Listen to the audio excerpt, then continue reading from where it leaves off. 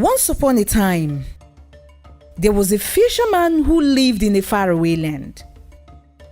Ebiakwa was a very poor fisherman. He lived with his pregnant wife in a small hut, and he was friend to everyone in the village. One very early morning, Ebiakwa set out to the village river as usual. It was just a normal day like every other day. A few other people had also started their day. He met some night hunters returning back home, and they exchanged pleasantries. When he got to the river, he saw some other fishermen who had also come to check their traps as well. He went straight to his own trap, hoping and praying for a big catch. But unfortunately, that was not the case. He was disappointed to see a very little fish caught in his trap. It's one of those days, he sighed. He took the fish out of the trap and battled with the thought of letting it back into the river or going home with it. It was just a very tiny, beautiful fish. What could I possibly do with this? He asked himself. But then again he thought, let me appreciate this little, that God may bless me with bigger catch tomorrow. Ebiakwa kept the fish in his fishing basket and walked to his canoe. The other fishermen were complaining about not catching anything at all. It seems all the fish have gone on a trip, one of them said. After casting his net a few times without catching anything, Ebiakwa decided to go home. Just a few steps away from the riverbank, he heard a voice. Please put me back into the river, good man. Do not take me home with you. Spare me, and I will grant you as many wishes as you would have. He looked around and didn't see anyone.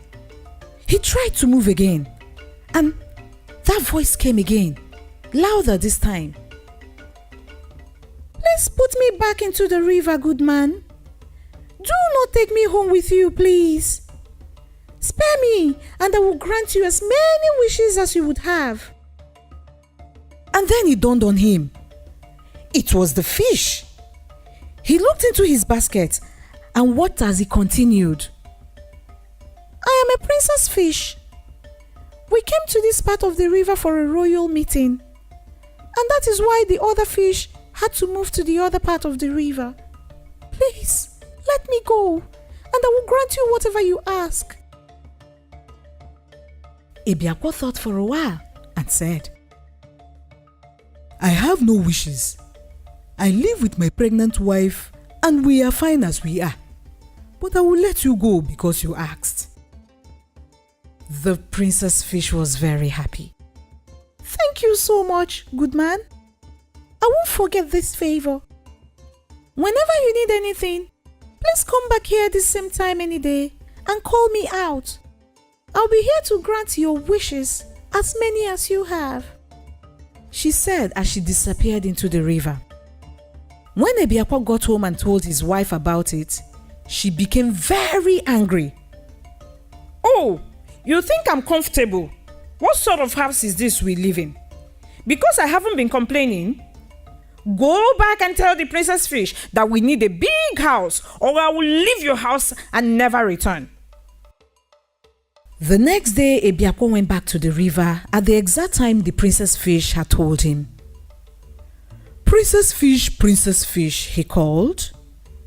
I have come to make a wish. My wife has asked that I wish for a big house. Oh, good man, the princess fish replied. Your wish has been granted.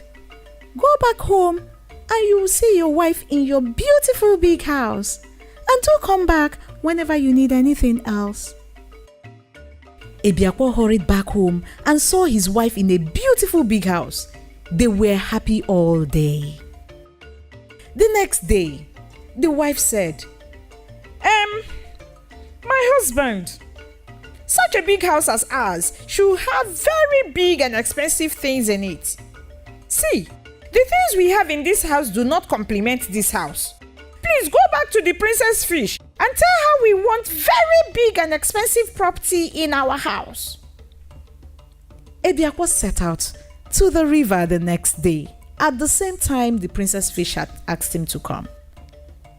Princess fish, he called out. I have come to make a wish. My wife has asked that I wish for big and expensive property in our new house. Oh, good man, the princess fish replied. Go home, for your wish has been granted. He got home and really, his wish was granted. The next day, the wife went to him and complained about her dresses and jewelry. They no longer complement our status, she said. Ebiakwa went to the princess fish and it was granted. The next day, she complained about not having maids. I worked so hard that I saw my beautiful dresses, she said. Ebiakwa went again and it was granted. The next day, she complained about not having security guards. We have so many expensive things in this house, and thieves may want to come and rob us, she said. Again, the princess fish granted this wish. The next day, she complained that the guards were too thin and had tiny legs. What can these ones possibly do? Go and wish for very strong and hefty guards, she said. Yet again, it was granted. It went on and on. She asked for practically everything. And then one day, she went to her husband. Now that we have everything, and we are richer than everybody in this village, including the king, go to the princess fish and tell her that you deserve to be the king, and I, your queen. Ebiakwa was not happy. The king is a good man. But he thought, if it will make her happy, I'll go. Ebiakwa went to the princess fish the next day, and the moment he made his wish known, the princess fish became very angry. I've had to tolerate you and your vain wife for too long. I've given you everything you asked for, but I can see that you are never satisfied. Now, go back to your wretched house and remain as poor as you were with your wife. Ebiakwa hurried home to see his wife in their old house. They regretted everything they did. I should never have been too vain, the wife cried.